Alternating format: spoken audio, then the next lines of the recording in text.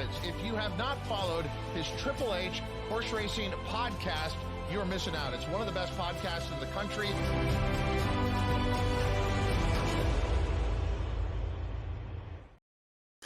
Welcome to a taped episode of Picks and Ponies, episode 346. Thanks for watching right here on the HHH Racing Podcast. I'm your host, Howard Kravitz, with friend and co-host Pete Viscos. We're going to be covering the Friday late pick 5 at Keeneland with 2 turf stakes, including simply one of the best turf races in the country every year, the loaded Grade 1 Maker's Mark Mile. You can listen to our podcast on Apple Podcasts, Spotify, and Anchor. There's a tip sheet. Look below the video player for information about our Power Picks tip sheet. Click the Show More button. You can find out more through Patreon. We've got a great website, hhhracingpodcast.com. And of course, you can follow us on Instagram, instagram.com/HHH Racing Podcast. Please make sure you hit that subscribe button on the bottom right-hand side of the screen on YouTube. Also, smash that like button below the video player. And finally, hit that notification bell. That's it, Pete. Hit that notification bell up at the top right-hand corner on YouTube so that you know when new content will arise. Pete, we've got a tremendous card on Friday at Keeneland. How you doing today? I'm doing great, man. These were some tough races. I can't wait to get into them because a few of them, man, when I do my little ABC and I was like, man, I got a lot of A's in a couple of these. And when we talk about the 7th, I think there's so many different spots to go in that race. And I know it's your favorite, Turf Sprint, so I'm sure you're excited about that one too. But when we get to that one, we'll talk about it. But I thought it was a fun card to handicap. Oh, it's a great card to handicap. And for those of you looking to get more information on Keeneland this upcoming weekend, the Ben and Boozen boys on Wednesdays. We're actually filming this on Wednesday, but check out their show this week on Wednesday. I will find out the number for everyone here in just a second.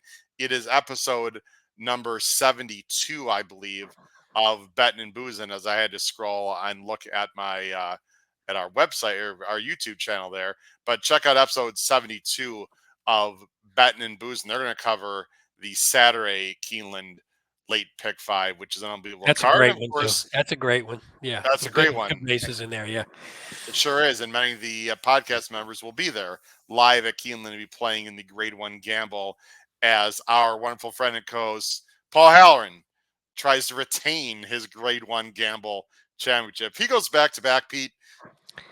He just hosts the show the next year. I mean, I don't know. That'd be. Back to back. He might not be on the show anymore. He might just retire to an island somewhere or something if he goes back to back. So we'll see. You might just say thanks, but no thanks. All right, let's go ahead and jump in, Pete. The late pick 5 on. I'll go ahead and take the scroll off the screen. Late pick 5 on Friday. Again, this Friday starts at 3:40 Eastern. It starts with race 6, and it starts with the main special weight, 6.5 furlongs. It's not for the babies, of course. They are only going 4.5 right now. This is for the girls, though, restricted 3-year-olds. There are a bunch of first-time starters. Pete, it's going to be nice to be able to look at the board to have some more clues. It's a huge field of 12. The morning favorite is the number 8, May Strong, for Asperson and Rosario. There's our picks on the bottom of the screen. I'm going 8-4-9. You're going 2-9-8. Let's start with, I believe it's pronounced Kehoe Beach for Wesley Ward, who of course is always a major player at Keeneland, and Johnny V in the saddle. Yeah, this was another tough one. I don't want to diverge for a second, but if you found it a little more difficult which I think the Turfway Park horses have been doing pretty well at Keeneland, but do you find it a little more difficult, especially when they've only run on synth coming over? And here they're young horses, which is tough enough. They don't have a lot of starts, and some of the ones that are contenders have been only on synth. So I think that's been a bit of a struggle. I don't know if you found the same thing. Yeah, it's always a little bit tricky to figure out which ones are going to like the dirt and which ones aren't. I really do favor a horse that have been working over the Keeneland strip, like for example your 2 has. And there's a horse, by the way, running Saturday in a stake that I'm a bit interested in, that I believe you and Paul were interested in last weekend when he scratched. We'll just leave it at that, into the spot on Saturday. You know what I'm talking about, Yes, but I do. I might be a contest play, so don't say Yeah, anything. we'll keep But that quiet. Luckily, anyway, we're not going to use that one on the sound waves because we're not doing Keeneland, so nobody will know about it. It'll be our little secret. exactly. What do you like about Keo Beach, this Omaha Beach filly? So, sort of to what we talked about, there's a couple things you generally like when a horse debuts. They take money. This horse was the favorite, did show speed, got on the lead, and you could see the red coated time form fraction. So it was a little bit quick. You see the 21 and 9 to the first quarter, 45. So a little quick out. But the thing I did like, I mean, it's a $450,000 horse, and if you look, just dig into the pedigree a bit, the sire side, so Omaha Beach, 20% win in dirt sprints, 0 for 31. If you scroll down a bit, 0 for 31 on the synth. There you Interesting. go, down there. Yeah. So 0 for 31 on the synth, and Wow. the debut was on the synth and lost. So when I look at that, I think, well, Hmm. maybe this horse, and you could see the dirt, the Omaha Beach dirt stats, 20% sprinting, 23% Yeah. routing. It just seems maybe to me this horse is just going to prefer the dirt. So when I look at that, on the dam side, not as much. So nothing, you don't really need to go to that one. It's got the top time form early pace figure by a decent amount. So I think the speed again, and I don't know if there's going to be speed to pressure. Yeah, I didn't know if you want to show the time form. It doesn't I'm not it sure doesn't they do had as it for much in this this. race Yeah, because I don't because it think was there was maidens, one right? for Did they? this, No, they right? don't have one. Yeah, they don't have one for this race. But again, this horse has a very quick time form from you see that quick pace. So I Yeah. think could potentially get on the lead. And then another thing, you said Wesley Ward. I have him 5 for 10 wins, second time starters and maiden special weights on dirt over the past year. So something he can do. I think this horse will take to the dirt. Johnny V, who I like to harness speed. When he's on a speed horse that he can sort of harness and settle down. I like that. So I think there's a lot of things to like about this one. Yeah, I've got her in the mix. Now, full disclosure for people watching, I actually don't have an ABC yet for this race. There's good reason. Not only will I be there, I want to thank Keeneland and Jim Goodman, all the wonderful people at Keeneland in the media department, because I have media credentials this weekend as well, Nice. Pete. So I will be full access to the track, and I'll be in the paddock. And if I have a chance, I think I'll ask some of these trainers, the first time starters, before I make my bet. What a concept that is, That never right? happens, right? Right. Let's So try that out a little something bit. that doesn't happen too often for us, right? So Tell Wesley you're a good friend to Charlie, and that'll get you right in, right? I He'll will mention Charlie Freeman. He'll be like, who the hell's that? I'm sure. So we'll Uncle see. Wesley. Is that what he calls him, Uncle Wesley? I I think forget he what he does calls. or something. Maybe we'll have to get him on the phone. But Yeah, anyway, I've got Keo Beach in the mix. I don't like that she's got to go longer and that she faded last time, but obviously she can win this race and improve. I'm going with another horse that is coming also from Turfway, different day, different race. The favorite May Strong, who has a similar profile, right? I mean, speed. I wouldn't exactly call it a fade. I mean, she lost by a nose. I do like the fact she's drawn outside of the 2. I think the distance will, she's got Tiz now on the dam side. I sort of feel like if the 8 is sitting not too far off the 2, that her stamina and her pedigree might be a little better than the 2 at this distance. We'll see. We'll see. We both got the I do. 9. Yeah, real quick on the 8, I agree with you. And the one thing, if this on from a sire standpoint, 18% on the sire side dirt sprints, 21% on the dam side dirt sprints. So another one just based on pedigree, you think should be able to make the switch. Yeah, no doubt about it. We have the 9. You have the 9 second. I have the 9 third. She broke slow last time. I sort of felt like she should have won. Now, Sedona is a very nice horse for West Point Thoroughbreds, but that was a first time starter. I don't know. The 9 can obviously win, but she's going to take a lot of money. I think I'm going to try to, in general, beat the 9. I just want to quickly mention one other before we move on. I thought Songmaker, Pete, was interesting. Now, you don't think of, maybe this family is going short, but the works are really good. The damn Birdmaker, does have a lot of sprinting in her form. And although the foals were 0 for 3, you see that's coming from winning family because 3 of the 4 are winners. She's got some bullet works. It's the kind of horse that obviously being at the track, I'll have a huge advantage. I don't know if I'll be able to talk to Norm Cassie, but I'll be able to see the horse. She's bred well. If she's taking money, Pete, maybe 6-1 or even a little bit lower, this is a horse that I think will be live. If she's not, then she probably won't. Again, the advantage of everyone being able to see the board. Yeah, I had a tough time with this one. That was a horse that I bounced around between sort of an A and a B. So I think I landed on an A. Norm Cassie, 1 for 13, first time starters at Keeneland. Again, not a huge sample size, so do Yeah. with that what you please. But this was a tough race. I think you can go a lot of different ways, and I think there's some that we didn't even talk about that probably have a shot. So it'd be good to see the board, like you said, in a Yeah. race with some inexperienced horses. Absolutely. Definitely see a chance to see the board. And it has been a little bit speed favoring as I go to the next race, Speed. It should be mentioned. It's been a bit speed favoring last weekend. This weekend we'll see. Again, there should be a little moisture in the track Friday on the dirt even because they got a little bit of rain today, got a little rain Tuesday. Tomorrow's supposed to be the worst day from what I understand. So Mm, we'll see. You got to pay attention and see how the track is playing. sure. Let's go to race 8. Race 8 is an allowance race.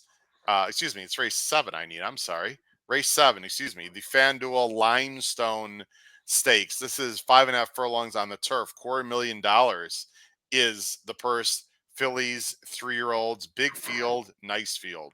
Tough field, Pete. Great. Well, It's this a is a great field. race, man. This is a great race. It sure is. This is a really good race. It's a field of 12. Now, there are 2 AEs. They are not main track onlys. They're actually listed as AEs, but I thought more sort of dirt meant. So I have a feeling, Pete, if it's taken off the turf, which I don't anticipate, but it might, then those 13 and 14 would be in. But in the main body, you see it's 12. I mean, look at these morning lines. I mean, really tough job by Nick Tamro. You got a 4-1, a 6-1, a 6-1, another 6-1, a 5-1, a 9-2. Incredible. Morning line favorite. How about Kelsey Danner? Trains a few of our horses with Adam Bashiza, with Nice as Pie, who's on a real roll right now, although it's been on the synthetics. You got to make a decision there. There's our picks on the bottom of the screen. We're quite different here, Pete. We're Yeah. so different. We've got 6 horses, and they're all different. You've got 5, 10, 4. I have 3, 1, 10. Sorry, both have the 10, but everyone gets the gist of what I'm saying. You're going to go with a little bit of price here. Kodiak Wintergreen, the 5 for George Rusty Arnold, and Louis Saez, 15-1. Talk about the source, Pete. Yeah. Again, we were talking about this at the beginning. When I went through this, I had 8 of the horses I thought had a pretty reasonable shot case I could make for the win. I went with the 5. So there's a few things I like. If you look at the last race, so the last race was a little disappointing in the first try in a stakes, but it was stretching out from 5.5. So it went 5, 5.5, went to a mile at Kentucky Downs, which is always difficult to begin with, and didn't run bad against a pretty good Nope. field. Austere is a good horse, and that was a pretty decent field. And now you're cutting back. I like to cut back to the 5.5. I think that's what this horse probably wants to do. On the sire side, Kodiak, 17% turf sprints. And on the dam side, Humble and Proud, 44% wins in turf sprints. So it just feels like when you watch the horse run, this is what this horse wants to do. I think there's going to be some speed in here. There's a lot of pace to close into. This horse is going to sit off, has shown a pretty nice kick in the first 2 sprint races. Picks up Saez, who's been relatively cold at this meet. But I like he'll give him an aggressive ride, or her, apologies, give her an aggressive ride, keep her a little bit closer, hopefully. Yeah, let me get the water up for that one. Keep her a little bit closer. Has some works, some recent works back. Had the recent work on the Keeneland turf. It was nothing special by any means, but you get the work over the turf again. I just think this one at a price, I was actually surprised by the morning line. I think with this one getting back to the 5, 5.5, I think this one's got a pretty big shot at a bomb price. I've got her in the mix. Now, look, the turf is going to be softer. There's no doubt about that. You could question, well, she's never been on soft turf, but she is Danehill, out of she's got European form. Danehill on European the male form, yeah. side, right? Pivotal on the dam side. You think she'd be able to? She's Irish bred with the breeders. She's actually great British bred with the horses. You know what I mean? Yeah. You think she'll be able to handle it. She's been mainly training down on very firm in Florida. So I guess it is a question, but it's a question for a lot of them. And you're going to get a price. So I think she's really interesting. I'm sort of going the same direction slightly because I'm also going with a horse that's got European form, but this horse has actually been running in Europe. I'm going to go with the number 3, Pipsy, for Will Walden, who already has a win on the meet. Again, look at the breeding. It's the same thing. Kodiak, another horse by Another Kodiak. Kodiak. This Yep. one's out of a High Chaparral mare, who, of course, High Chaparral, I believe, won the Breeders' Cup turf going long. This one is not raced since last October, but there's a few things I like, Pete. First of all, there's no way that William Walden and these connections would just pick this spot randomly. I realize it's a long layoff. She was really good last year. If you go by the time form, she was just like okay, nothing special. But the 1-2 back is one I like a lot at the Cura. That was on yielding ground going 6. That's very testing, Pete. So I'm not worried about stamina. I'm sure she's ready for this. She's got bullet works. She's been here in the States quite a while. She's got 2 works over the Keeneland turf. She looks like she appears to be a little more forward, although you never know with these Euros. I just find Pipsy very interesting. Again, it's probably another horse that if she's not taking the money, I think she may not be live. I have a feeling this one is going to take money. We shall see. I've got the one in second who has just been spectacular. Nice as pie, 4 for 5, blowing away fields. Can she handle the turf? You would think so. The dam, by the way, how nice. This is a half to a horse that you might know, Pete. I don't know if you saw this. No, How I about did. a half to Smokin' Jay? Yeah, I So was going to there you mention it go. if you didn't. Yep, I was going to mention Yep, if you half didn't. to Smokin' Jay. She's in good form. Now I've got the 10, third. You want to mention the 10 real quick, Pete, and then we'll move on. Crimson Advocate, who was just what a story, winning at Gulfstream and then going all the way across the pond to Ascot, a place that yours truly will be seeing, which Yes. I'm very excited about in person in June. Ran well enough in the Breeders' Cup Turf Sprint. George Weaver, Johnny V. She's got a ton of speed. You got to think she's a factor in this race. I mean that I rewatched the Breeders' Cup Turf Sprint, and we had another horse. Our boy Shards was in Yes. the Breeders' Cup Turf Sprint, ran 5th, and was in the mix there, and actually beat Crimson Advocate. But if you look at it, and you can see on the screen, just set a torrid pace, and it was just too much. And it was it was fast, and it was tested, and it was hard, and it was just setting that pace after being off for a little while and after coming back from Ascot. So I can sort of forgive that a bit. And again, it's the first race back at 3. You just never know sometimes. Nope. But I figure from the 10 hole, I think this one's going to at least show speed. There is some other speed inside. So I'm not 100% sure if we're not going to hook up again, but I think this one's talented, showed some class. And again, as long as Velasquez again can maybe harness the speed a bit, I think you can't doubt the talent. So I think she should be in the mix. And we didn't mention the 12. That's another one who tussled with Shards a bit in Yes. there amidst waves as well, just to keep our personal connection going. Yeah, it's a tough. You could make the argument that Crimson Advocate should be and will be the favorite. We'll see. I mean, I've seen some ridiculous comments against Nick Tamro on Twitter. Yeah. I almost want to join and have an additional rant with Paul on our Thursday night show because the Nick Tamro, I wouldn't say hatred, but disapproval of some of the morning lines. It's one of the toughest damn jobs in horse racing. So Yeah. I don't know, but I think Crimson Advocate actually might go off favorite, but I think it'll be a soft favorite. I thought the odds in this one, and I'm not one who criticizes or gets into morning lines too much, but this one I thought you could have gone a bunch of different ways, and that's why I thought even a couple of the ones I liked, I was like, if they go off this price, I'm going to like this horse. And I even there was one I even wanted to ask. I wanted to ask Jim Miller about. If too bad we don't have him on this one. We have him was the 9 Foxy Cleopatra had a real nice work at Hawthorne. I think that horse has some talent. Ravelli's really tough, and another one at a price that I think could win that race. So I was actually curious. Maybe I'll email or text Jim and just say, hey, what'd you hear about this one? Because I'm writing down my notes. I'll ask him about that. Jim Miller will be on our show actually, our live show Thursday night, episode 347 of Picks and Ponies. Let's go on to race 8, Pete. It's an allowance on the dirt, 7 furlongs. another big field of 11. Pretty big more line favorite here in the number 11 Tunisian Spring. For there it is, Wesley Ward and Johnny V. Let's go to our picks here. I'm going 5-11-1. You're going 3-11-4. So we're both going to go ahead and try to beat Tunisian Spring. Pete, I'm going to go first here. I Yeah, like go ahead. number 5, Suncroft, for Brad Cox and Mr. Concepcion, who had a fantastic meet at Turfway. I prefer horses at the 7 furlong distance that have experience, and this 4-year-old colt has run twice for Cox and Juddmonte. Ran great first time out, obviously just completely freaked and won by 8.5, and then came back in February, was a huge favorite, and lost to Jose Maria Olazabal. For your golf fans out there on Masters weekend, no, the actual name is Olazabal, but was obviously disappointing, but still ran 86, Pete. And again, we just talked about it, has been working well at Keeneland 3 times, including a wet fast work at with a 47 breezing. So my thought is this horse has a lot of speed, will have no problem in theory taking to a wet dirt if it is indeed wet. The forecast Friday, so we see some drizzling and just very windy, actually, like high 50s.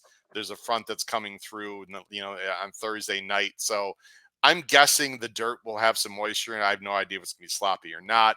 But I'm going to try to go with Suncroft here. And obviously, the number 11, Tunisian Spring, is going to be very difficult, but has to come all from the 11 hole, has not raced since November, might be a need the lead type and might not get it. So those are my negatives of Tunisian Spring. But in saying that, obviously, he can win. And you're going to try to beat Tunisian Spring with the number 3. And that is Classy Legacy, who ran a real nice race with an A9 buyer at Gulfstream last time for Billy Mott, as Patrick Kunzel would say, and Junior Alvarado. Yeah, and this was a lot of it had to do with the pace. I agree with you. I think the 11 looks like a need the lead type, so he's going to have to go. Now you have the straightaway to get to the lead, so he doesn't have to necessarily gun it.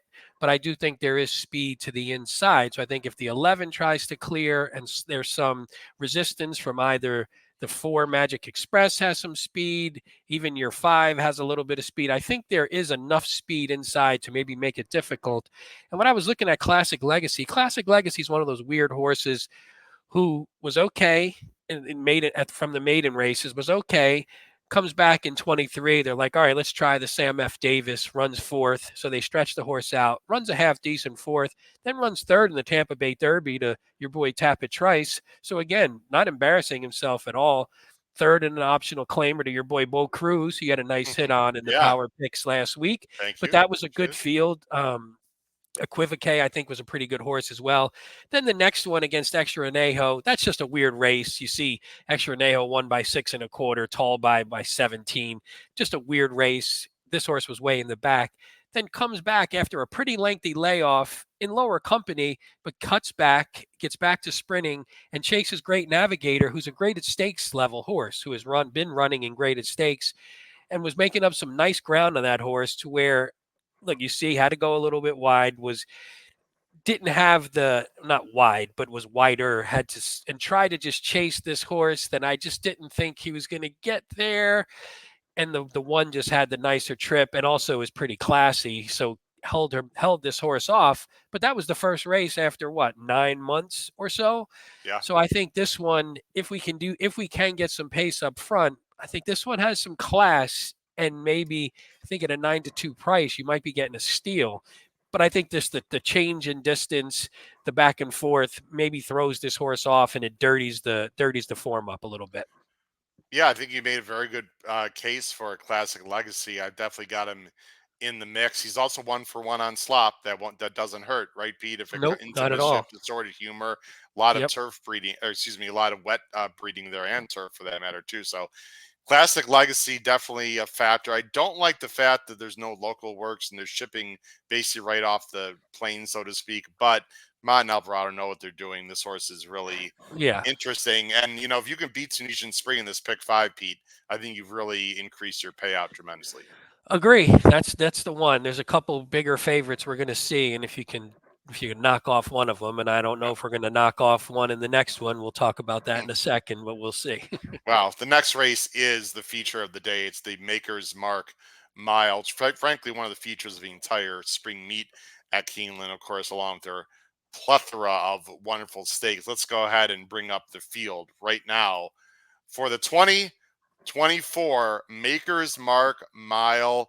It is a grade one. You can see it is $600,000 is the purse. It is, of course, 1 mile on the turf, and it's definitely going to be softer turf. I don't know if it's going to be good or soft or yielding or what the designation will be. But Pete, one of my favorite things about Keeneland, you can go on the website and check out the going stick measurements on That's their true. website. It is cool because you can see not only what the turf is if you understand the going stick measurements, and they have an explanation there, but also it says which paths are at which depth. So, depending on where the rails are, it'll say whether the inside paths are better, the outside paths are better. So it really does give you a lot of intel. Obviously, the jockeys know that.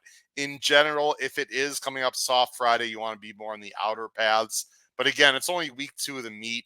Nothing's really worn down. So we really just have to say, we'll see what happens there. It's a field of 8, but as you and I just talked about, there's at least one horse not coming. De Jour, the number 7 for Baffert, did not get on the plane. There are some whispers you've heard about the one Equitize for Chad not running, but we cannot confirm that. We are 95% positive the number 7, De Jour for Baffert and Johnny V, will not be in. Let's go ahead and look at our picks right now. And there, of course, is an absolute monster in this race. The number 4, the Breeders' Cup Mile champion from last year, Master of the Seas, at 4-5 morning line. Appley's got another one in Naval Power at 10-1. We are both not messing around. We both believe Master of the Seas will be ready for this test. But I'll tell you what, Pete, there are some very nice horses in here. You're going 4-3-1.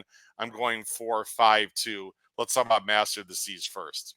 Yeah, it's funny when you look at that list of jockeys, by the way, it's basically like a Hall of Fame ballot right there. So that's I don't Unbelievable. think when you were mentioning that the jockeys know, yeah, these jockeys are going to be pretty much on top of it. Master of the Seas, there's not a ton you really need to say. I mean, it's the Breeders' Cup Mile champ. You look from a buyer standpoint, from a time form standpoint, the numbers are fantastic. Godolphin, Appleby, Buick comes over to ride. He's at 9 out of 10 going a mile in the money. So always right there, always runs his race. You can see he's run on good turf. He's gone a little longer. He's gone shorter. So there's pretty much nothing to like. I don't really need. The only negative I saw was there's not a ton of pace in this race. Nope. So if for some reason he lollygags around and he's stuck in the back too far, and part of the reason why we'll talk about the one in a second is what I thought, Chad Brown has some of these weird horses where they don't look like speed, but they get on the lead in these Yeah. races that are paceless. And this horse, the one, and we'll talk about the one. I'll let you talk about Master of the Seas, but the one I thought, and the sea time form has it that way. I thought the one could get away, and if the 4 just leaves itself too much to do, I think that's the only way he could really get beat. But on talent and performance and form, he's heads and shoulders above most. And I mean, he's probably the favorite for the Breeders' Cup Mile or close to it coming, starting the year. He's at least in the top 2 or 3 in the world, probably. And Buick comes over to ride for this horse, and also he's riding in the Jenny Wiley on Saturday with a horse as well. So, look, he's very well meant. They brought the horse over a little bit earlier. Actually, as you can see, he's already worked. He worked, let me do the math. He worked last Saturday or this past Saturday. So he's been there for a week to get acclimated. I guess there's 2 questions. One, he sort of answered the soft turf question. I don't think that's an issue. It's the layoff. Now he's 6. Again, you never know, but he's tons of class. His Woodbine Mile last year was probably the most impressive visually of any turf race all year. I mean, he didn't beat a lot, but wow, it was amazing. I didn't like him in the Breeders' Cup Turf Mile, to be honest, coming from the 13 hole, and somehow he ran them down. It's just a huge effort. Let's talk about some others really quickly. You've got the other Appleby, Naval Power, who is 10-1 morning line, but that'll go down because of the scratch of De Jour. The first time gelding, by the way, which is pretty unusual for the Godolphin to do that. Obviously, this horse is a bit, goofy at one knot. ran well and won well in Maidan last time in February. I saw the replay, seemed to do it very well. Yeah. Not a lot of question marks here, really, and he's only 4. No, and a couple of things I liked. First of all, that last race was off a 13-month layoff, and before that was a little bit of a layoff. So only ran once, and it was in January of 2023. So just hasn't done a lot. Then you get the gelding, come back, and one thing I liked, if you look at the time form rating, so he popped a 117 after being off for 13 months. So this horse could just be. We know that there's progression from 2 to 3, obviously, and there's also progression from 3 to 4. What if this horse just got really good and the gelding helped and just sort of matured? And it's not like he was bad before. He's only has one loss in his life, so it's not like he was bad. But what if he took a step forward and he's matured?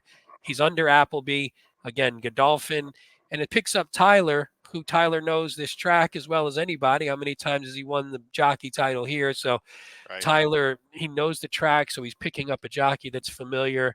I just think there's a lot to like, and if you can get, I don't think you'll get 10-1. It's an Appleby horse. I doubt you will, but especially with the scratch at de jour. But I think even at a price, and I think he's tactical. He's going to be probably more mid pack, so maybe he gets the jump on Master of the Seas. And if Master of the Seas maybe just can't run him down. It's gonna be interesting. I will say that I question the field. I want to bring San Donato is okay. I actually looked at his PPs. I don't know what he really beat that day. It was almost like that race was, written just for naval power. It almost felt like. But I look, mean, yeah, still 13 months, so you have to, oh, and you could he, still that time form came back absolutely, strong. If I would agree with you if the time form was a little lower, but that came back pretty strong. it did. He ran well. You mentioned Equities will probably have the lead and got a 121 time for him. So, which is 121. That very was different actually from the 85 buyer. I'm just go ahead, Pete. That's a no. 36-point I'm difference. glad you said it because that was the biggest note I had was the 85 doesn't look great, but if the 121, if you take away the 20 and you sort of even it out, now you're talking maybe 101. If you had a Yeah. 101 buyer there under Chad Brown, first race at 4. You might. I wonder if the odds aren't going to be 30-1 in that No. case, right? The odds would No. be very low, probably be second 15. choice. Yeah, or I mean, Oh, if he if had they a, if if he had right, like if a, it if was he had a 100 buyer, 101 yeah. buyer, yeah, under Yeah, Chad yeah. Brown's guidance, then I think it would be pretty low. And again, I think just from a pace advantage, we've seen these Chad Browns that are like, why the hell is that the one that got on the lead and just went around the track, and now you're doing it from the one hole. So it We have wouldn't seen shock that. me. So I actually kind of hope the horse doesn't scratch because I think I'd love to see what the odds are and like to see how he performs to see if he really is a potential top-notch horse. I would have thought that Equities could get away, but I think this horse, Emmanuel, who I have in third, you don't have anywhere, I think will show some speed and will be at least, not that far off.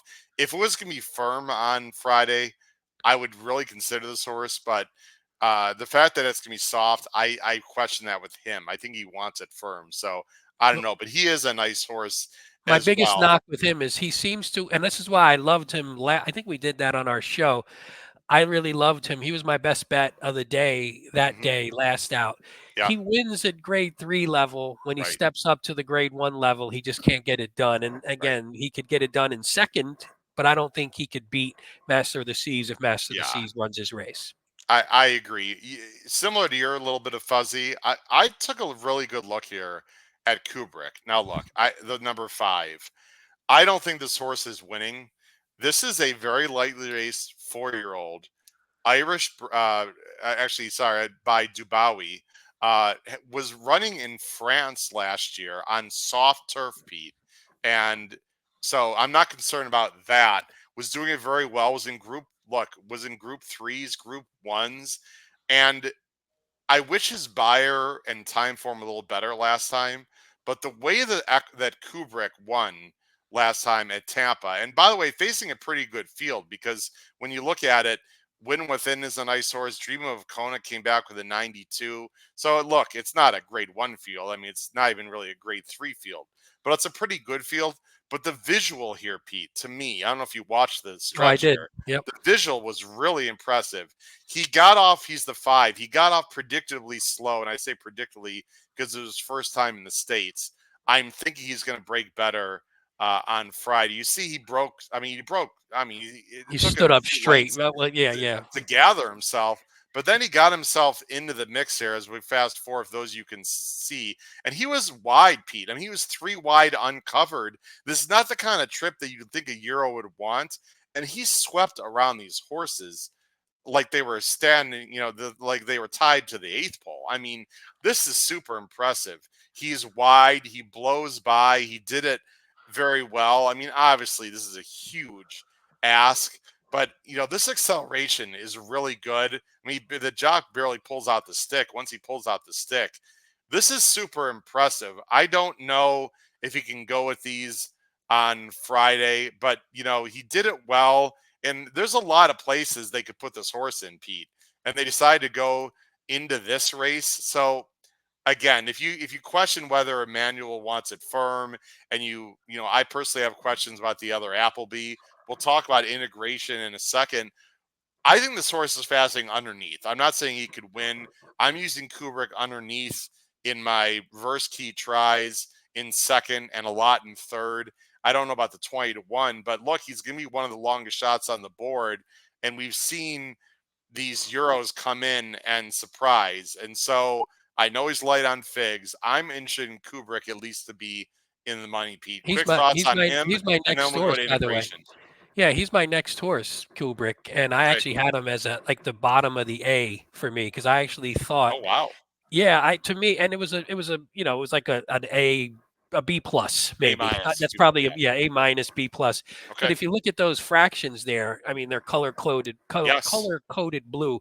Right. To close that easily into fractions, and again, like you said, it wasn't world beaters in front of him, but I mean, again, he's in the hands of Chad Brown. He's owned by Peter Brand. He picks up Pratt. He's well bred.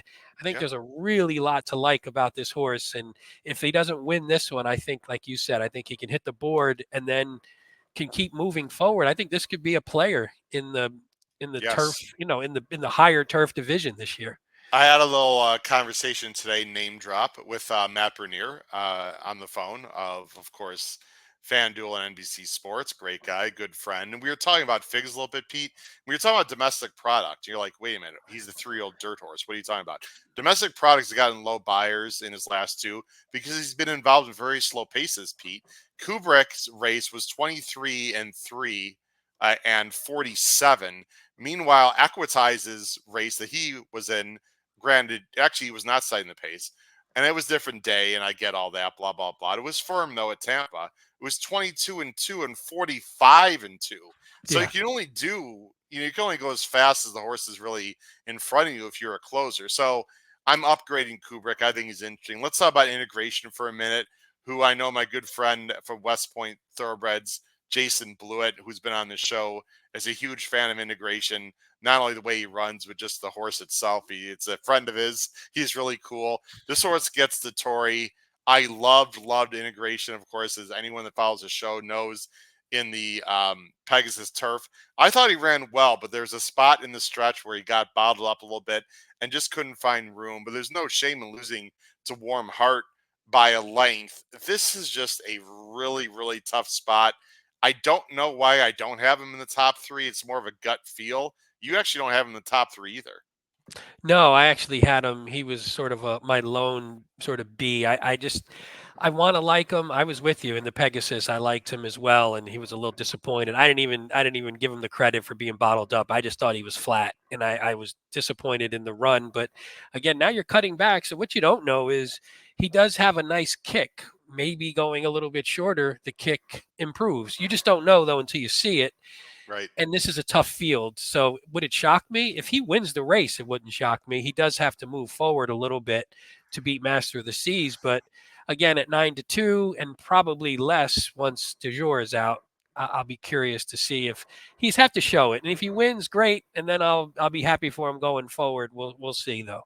Yeah, he's going to be second choice, and look, he'll probably stuff me in a locker because I won't be betting him this time. But I wish West Point Thoroughbreds a ton of success and luck with integration. It's a very nice horse, but it is a very difficult race. The Maker's Mark Mile on Friday. Wow, it's a weird one though, because if you were doing an ABC, you're an ABC guy. If you're doing an ABC in this race, do you play Master of the Seas as an A, and then do you put other horses on there? Yeah. And how many, because you can make it. We've made a case for probably 4 or 5 other horses, so you can't put all of them if you think Master of the Seas is going to win. That makes it tough from an ABC standpoint.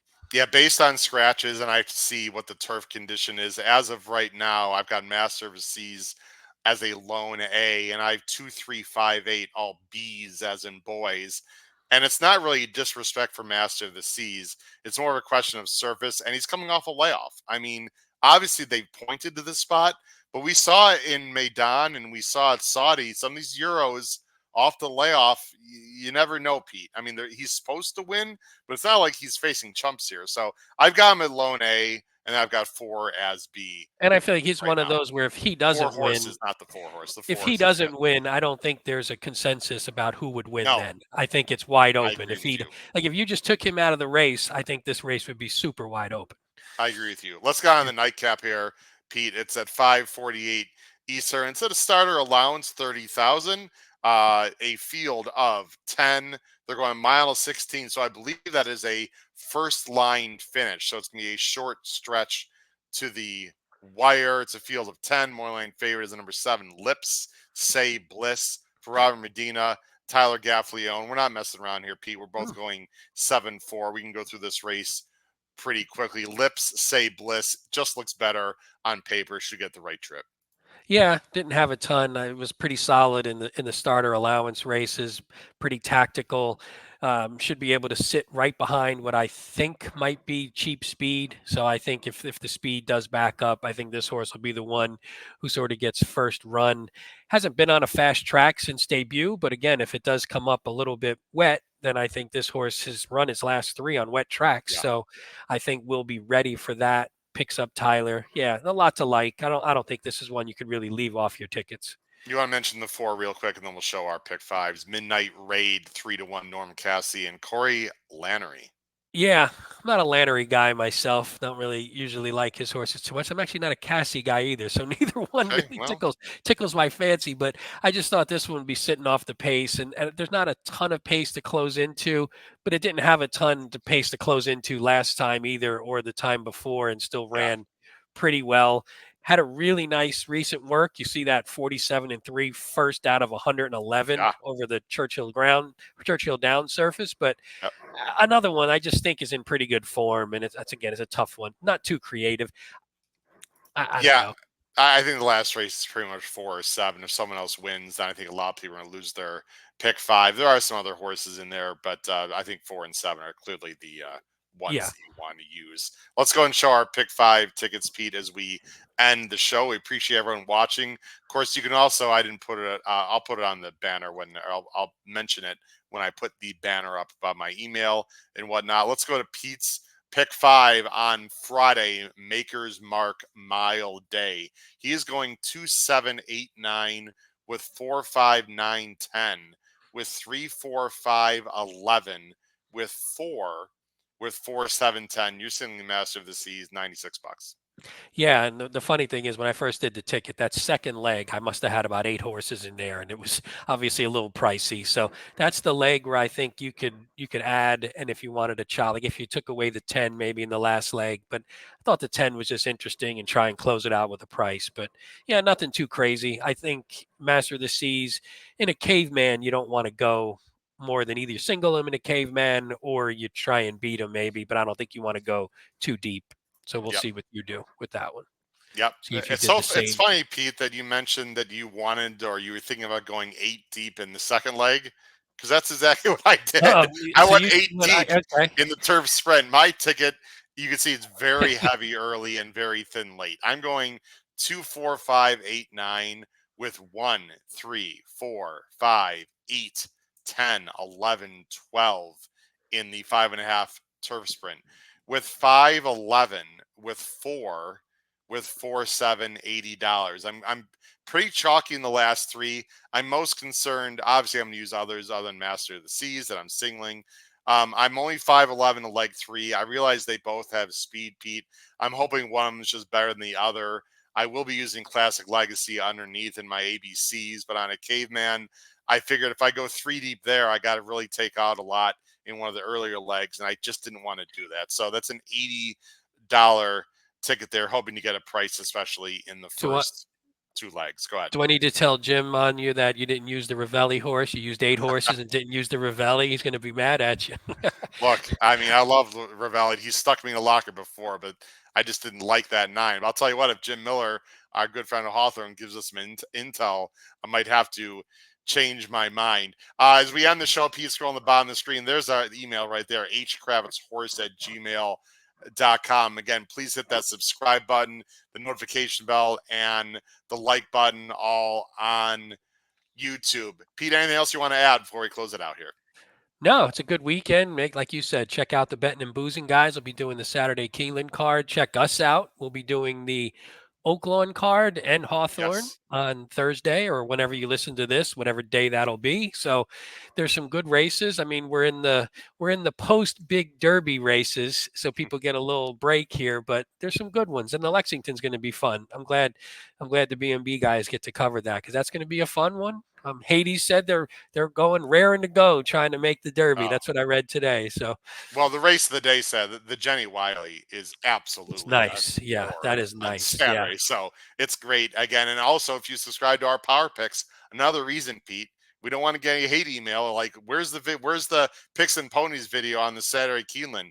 Look, if you subscribe to our Power Picks tip sheet, which is rocking and rolling, we will have my ABC grid on there. And I have some spot plays for the Saturday Keeneland. So that's a place to go for anything that we do not cover. Are you going to continue to add the Hawthorne on there? Because we don't usually mention that. Are you going to keep Hawthorne is always thing. Now.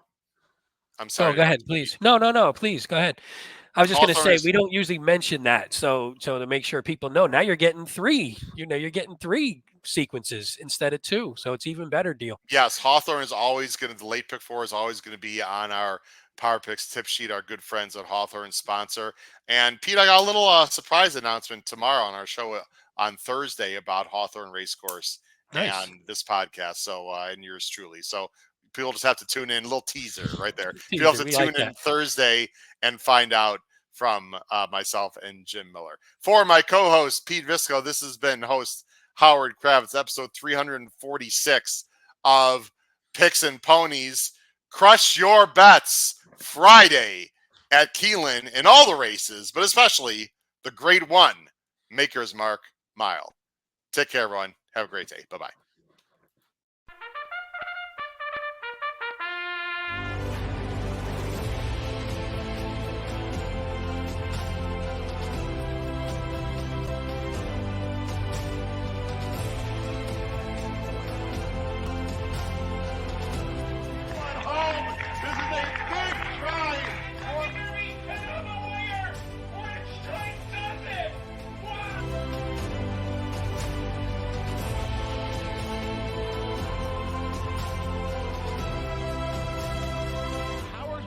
If you have not followed his Triple H horse racing podcast, you're missing out. It's one of the best podcasts in the country.